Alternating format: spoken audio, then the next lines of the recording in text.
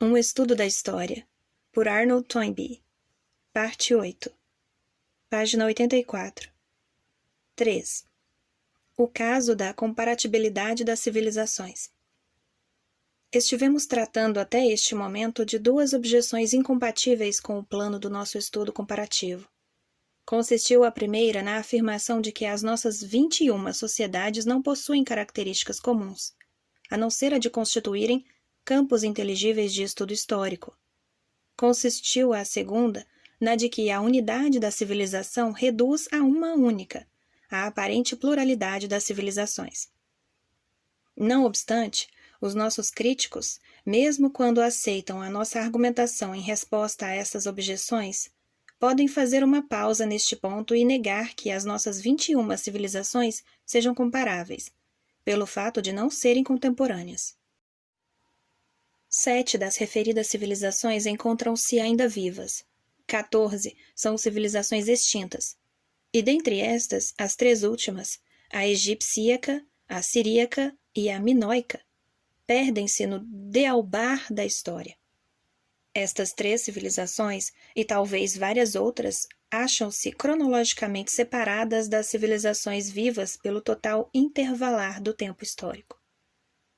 A resposta é a seguinte: o tempo relativo e o intervalo que se prolongou durante um pouco menos de 6.000 anos, intervalo que abrange o lapso de tempo decorrido entre a emergência da mais remota das civilizações conhecidas e os nossos dias, tem de ser medido, em conformidade com o objetivo do nosso estudo, numa escala tempo adequada, isto é, em função dos períodos de tempo correspondentes às próprias civilizações. Se examinarmos então as relações entre as civilizações no tempo, o mais elevado número de gerações sucessivas que se nos depara em qualquer caso é de 3, e em cada caso, estes grupos de 3 gerações abrangem, entre si, mais do que o nosso intervalo de 6.000 anos, visto que o último termo de cada série é uma civilização que se encontra ainda viva. O fato de, no nosso exame das civilizações, não encontrarmos, em caso algum, um número de gerações sucessivas superior a 3, significa que esta espécie é muito jovem, quando apreciada nos termos da nossa própria escala-tempo. Além disso, a sua idade absoluta, contada até a época atual, é muito curta em comparação com a da espécie irmã das sociedades primitivas, a qual é coeva do próprio homem e que existiu, portanto, para adotar um cômputo médio, durante 300.000 anos. Supérfluo se torna dizer que algumas civilizações remontam ao dealbar da história, pois que o que entendemos por história é a história do homem numa sociedade civilizada.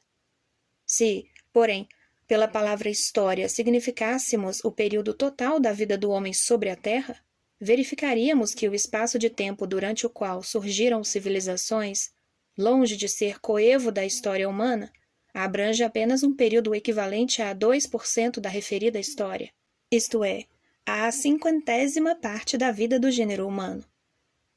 As nossas civilizações, portanto, encaradas sob o ponto de vista que concerne ao nosso objetivo, podem considerar-se quase contemporâneas umas das outras. Uma vez mais, os nossos críticos que, por hipótese, supusemos terem abandonado o seu argumento relativo à questão do tempo, poderiam negar a comparatibilidade das civilizações sob o aspecto das suas diferenças de valor. Não será verdade que muitas civilizações, apregoadas como quase sem valor, foram, de fato, tão incivilizadas que o estabelecimento de paralelos entre as suas experiências e as experiências das civilizações reais, semelhantes à nossa atual civilização, naturalmente, constitui um mero dispêndio de energia intelectual? Seja-nos permitido solicitar do leitor, neste ponto, que se abstenha de pronunciar-se até verificar o resultado dos esforços que nos propomos pedir-lhe. Cumpre lembrar, entretanto, que, como o tempo, o valor é um conceito relativo, que se nos dispusermos a avaliar o valor das nossas 21 sociedades em função das sociedades primitivas, chegaremos à conclusão de que realizaram uma obra notável, mas que todas elas, se forem avaliadas em função de um padrão ideal, revelarão ter se desmoronado de tal maneira rapidamente que nenhuma se encontra em situação de poder atirar pedras a qualquer outra. Com efeito, insistimos em que as nossas 21 sociedades devem ser consideradas, por hipótese, como filosoficamente contemporâneas e filosoficamente equivalentes. Supondo que os nossos pontos de vista foram aceitos até agora, os críticos poderão, apesar disso, adotar em última instância o critério de que as histórias das civilizações nada mais são do que os elos dos fatos históricos, que cada fato é intrinsecamente único e que a história não se repete. A resposta a esta argumentação é a seguinte: conquanto cada fato, da mesma forma que cada indivíduo, seja único e, consequentemente, se não possa comparar com outros fatos sob determinados aspectos, sob outros aspectos o mesmo fato pode considerar-se como um membro da sua classe. E, portanto, dentro dos limites em que é abrangido pela classificação, pode ser comparável aos outros membros da mesma classe. Dois seres vivos pertencentes, seja ao reino animal, seja ao reino vegetal, não são jamais exatamente idênticos. Todavia, as ciências que se denominam fisiologia, biologia, botânica, zoologia e etnologia não deixam, por este motivo, de ter o seu valor. A diversidade das mentalidades humanas é ainda mais aparente. Apesar disso, outorgamos à psicologia o direito à existência e o de exercer a sua ação, embora possamos divergir consideravelmente quanto ao valor dos seus efeitos na época atual. Admitimos igualmente a possibilidade de um estudo comparativo das sociedades primitivas, sob a designação de antropologia. O que nos propomos é tentar agir em relação às espécies civilizadas de sociedade de maneira aproximadamente idêntica à que adotamos para proceder em relação às sociedades primitivas. Na seção final deste capítulo, porém, esclareceremos melhor o nosso intuito. 4. História, ciência e ficção. Existem 3 métodos diferentes para visualizar e expor os assuntos sobre os quais o nosso pensamento se debruça, e entre eles, os fenômenos da vida humana. Consiste o primeiro na investigação e no registro de fatos. Consiste o segundo na elucidação dos fatos averiguados e de leis de caráter geral, por meio de um estudo comparativo. Consiste o terceiro na recomposição artística dos fatos sob a forma de ficção. Admite-se, geralmente, que a investigação e o registro dos fatos constituiu a técnica da história, e que os fenômenos que caem sob a alçada desta técnica são os fenômenos sociais das civilizações. Que a elucidação e a formulação de leis de caráter geral constitui a técnica da ciência, e que, quando trata do estudo da vida humana, esta ciência se chama antropologia, sendo da sua competência técnica os fenômenos sociais das sociedades primitivas. E, finalmente, que a ficção representa a técnica do drama e da novela, e que os fenômenos abrangidos pela sua técnica são as relações pessoais entre os seres humanos. Tudo o que acabamos de dizer se pode encontrar, essencialmente, nas obras de Aristóteles. A distribuição das 3 técnicas entre as 3 seções do estudo é, porém, menos estanque do que poderia supor-se. A história, por exemplo, não se interessa por todos os fatos da vida humana. Ocupa-se apenas da vida social nas sociedades primitivas, cujas leis são esclarecidas pela antropologia, e transfere para a biografia os acontecimentos relativos às vidas individuais. Se bem que quase todas as vidas individuais que revelam suficiente interesse e importância para se afigurarem dignas de registro tenham sido vividas, não nas sociedades primitivas, mas em qualquer dessas sociedades em vias de civilizar-se, que são geralmente consideradas como campo da história. Assim, a história não concerne a todos, mas simplesmente a alguns fatos da vida humana. E, por outro lado, além de registrar fatos, a história socorre-se também de ficções e utiliza-se de leis. Tal como o drama e a novela, a história nasceu da mitologia, forma primitiva de apreensão e de expressão, na qual, como nos contos de fadas que se contam às crianças ou nos sonhos sonhados por adultos sofisticados, a linha divisória entre o fato real e a ficção é deixada por precisar. Afirmou-se, por exemplo, acerca da Ilíada, que quem quer que inicie a sua leitura, como se a referida obra fosse uma obra de história, reconhecerá que regurgita de ficção. Mas que, do mesmo modo, quem quer que comece a lê-la como obra de ficção, observará que transborda de história. Todas as histórias se assemelham à Ilíada, sob o ponto de vista de não poderem dispensar inteiramente o elemento fictício. A simples seleção, ordenação e apresentação dos fatos constitui uma técnica que pertence ao domínio da ficção, e o critério popular está dentro da verdade ao insistir em que nenhum historiador poderá ser grande se não for simultaneamente um grande artista. Que os Gibbons e os Macaulay são historiadores maiores que os Dry as Dusts, designação imaginada por Sir Walter Scott, que foi maior historiador em algumas das suas novelas do que em algumas de suas histórias, que corrigiram as inexatidões relativas aos acontecimentos em que incorreram os seus confrades mais inspirados. Seja como for, a verdade é que se torna quase impossível escrever 2 linhas consecutivas de qualquer narrativa histórica sem nela introduzir determinadas personificações fictícias, tais como Inglaterra, França, Partido Conservador, a Igreja, a imprensa ou a opinião pública.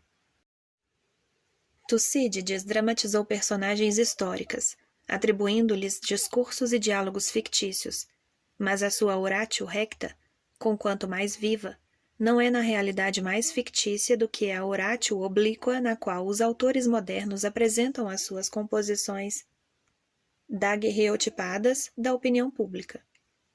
Por outro lado, a história utilizou ao seu serviço um certo número de ciências auxiliares que formulam leis gerais, não acerca das sociedades primitivas, mas acerca de civilizações, como, por exemplo, a economia política, a ciência política e a sociologia.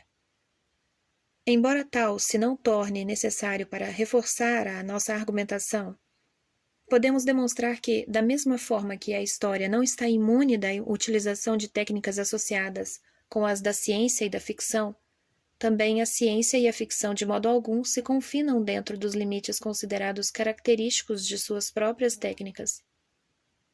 Todas as ciências passam por uma fase durante a qual a investigação e o registro de fatos constituem a única atividade a que podem dedicar-se, e a ciência antropológica está justamente a emergir desta fase.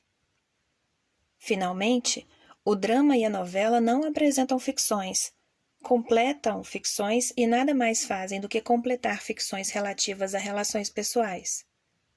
Se apresentassem realmente ficções, o resultado, em vez de reforçar o elogio de Aristóteles, segundo o qual a ficção é mais verdadeira e filosófica do que a história, consistiria em fantasias absurdas e intoleráveis. Quando a uma peça literária chamamos obra de ficção, tal designação apenas significa que os caracteres não poderiam ser identificados como os de quaisquer pessoas que tivessem existido realmente, nem tampouco os incidentes que descreve se poderiam identificar com quaisquer acontecimentos que se tivessem verificado na realidade. De fato, significamos dessa maneira que a obra tem um plano de fundo pessoal fictício. E se não mencionamos a circunstância do referido plano de fundo ser constituído por fatos sociais autênticos, é simplesmente porque semelhante detalhe parece ser tão evidente, de per si, que o tomamos como admitido. Na verdade, reconhecemos que o maior elogio que podemos outorgar a uma boa obra de ficção é o de dizer que é tão real como a própria vida, e que o autor manifesta um profundo conhecimento da natureza humana. Para ser mais preciso, se a novela trata de uma família imaginária de tecelões do Yorkshire, poderemos elogiar o autor afirmando ser evidente que conhece de lês a lês as aldeias de tecelões de West Riding.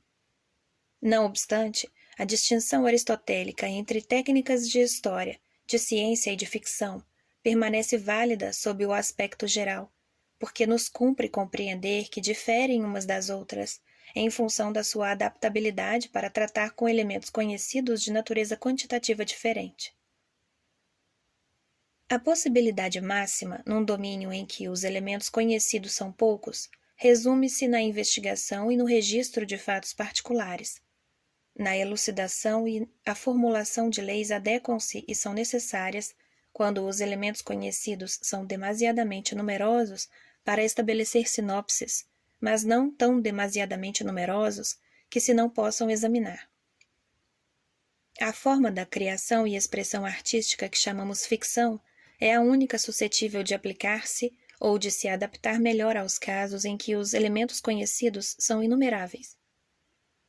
Neste caso, deparamos, da mesma forma, com uma diferença intrínseca de ordem quantitativa entre as três técnicas.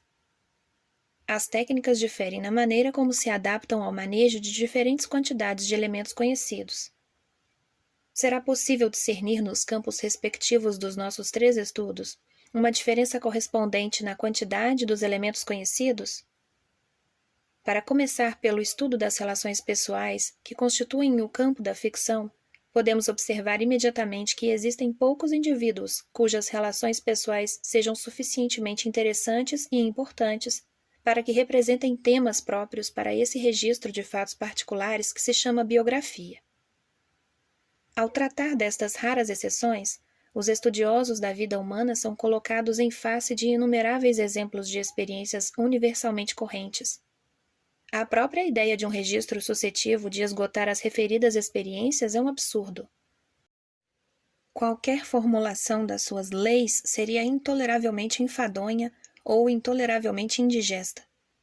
Em tais circunstâncias, os elementos conhecidos não podem expressar-se de modo significativo, a não ser excepcionalmente em certas anotações suscetíveis de permitir um vislumbre do infinito em termos finitos, e tais anotações não passam de ficção. Tendo chegado assim, em termos de ordem quantitativa, a uma explicação parcial, pelo menos, para o fato de, no estudo das relações pessoais, a técnica da ficção ser empregada normalmente, seja-nos permitido verificar se será possível encontrar explicações similares para o emprego normal da técnica da elaboração de leis no estudo das sociedades primitivas e da técnica da investigação dos fatos no estudo das civilizações. O primeiro ponto a observar é o seguinte: ambos estes estudos têm conexão com as relações humanas, mas nenhuma conexão apresentam com as relações de caráter familiar e pessoal que só ocorrem dentro da experiência direta de cada homem, mulher ou criança. As relações sociais entre seres humanos ultrapassam os mais distantes limites do contato pessoal, e estas relações impessoais são mantidas através de mecanismos sociais chamados instituições. Sem instituições, as sociedades não poderiam existir. Na verdade, as próprias sociedades são instituições da mais elevada espécie. O estudo das sociedades e o estudo das relações entre instituições são uma e a mesma coisa. Pode observar-se imediatamente que a quantidade dos elementos conhecidos que se deparam aos estudiosos das relações institucionais entre o povo é muito menor do que a que se depara aos estudiosos das relações pessoais do povo. Pode observar-se ainda que a quantidade das relações institucionais registradas e referentes ao estudo das sociedades primitivas é muito maior do que a quantidade das que concernem ao estudo das sociedades civilizadas, porque o número das sociedades primitivas conhecidas orça por mais de 650, ao passo que o nosso exame das sociedades em vias de civilização nos não habilitou a identificar mais do que, no máximo, 21.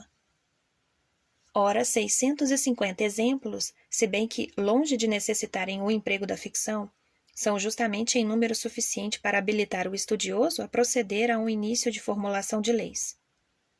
Em compensação, os estudiosos de um fenômeno acerca do qual apenas uma ou duas dúzias de exemplos são conhecidos, carecem de ânimo para tentar fazer mais do que estabelecer uma sinopse dos fatos. E esta, como já vimos, é a fase na qual a história tem permanecido até hoje. À primeira vista, pode parecer um paradoxo afirmar que a quantidade dos elementos conhecidos que os estudiosos das civilizações têm à sua disposição seja embaraçosamente limitada, quando os nossos historiadores modernos se queixam, alegando sentir-se esmagados pela massa das suas matérias. Mas nem por isso deixa de continuar a ser verdade que os fatos da ordem mais elevada, os campos inteligíveis de estudo, ou sejam as unidades comparáveis da história, continuam sendo em número embaraçosamente diminuto para que se lhes possa aplicar a técnica científica, isto é, a elucidação e a formulação de leis.